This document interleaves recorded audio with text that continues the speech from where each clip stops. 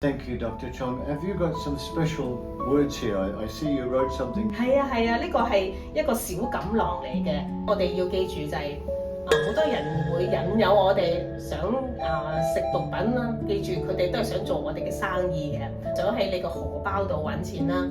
咁所以咧，我哋咧即係都要有個意識，就係咧要守住我哋嘅荷包。我哋嘅荷包嘅錢咧，真係要係用喺一啲健康嘅地方，而唔係去咗嗰啲毒品嗰度。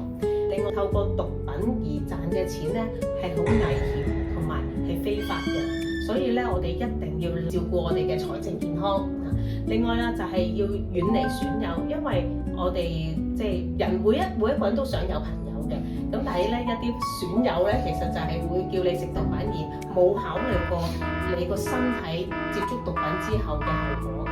另外啦，就係短暫快感後患無窮，我哋要記住。毒品好多時佢吸引人嘅地方，可能有一個短暫嘅快感，但係呢個真係非常之短，之後會帶嚟咧嗰個腦部嘅狀況啦，向我哋嘅記憶力認知能力可能會幻見幻覺，真假都分唔出，連妄想都可以有一啲被害妄想。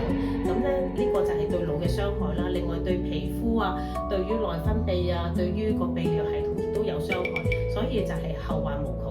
咁所以一定要記住呢幾樣嘢，咁我哋就可以好好守住我哋嘅精神同埋身體嘅健康啦。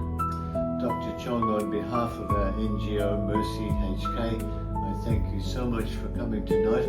I hope we can continue and maybe make some other videos another time, possibly allowing you yourself to share with some people using drugs. And if you have any other ideas that can help, we'd be most grateful for your assistance. Thank you so much for tonight.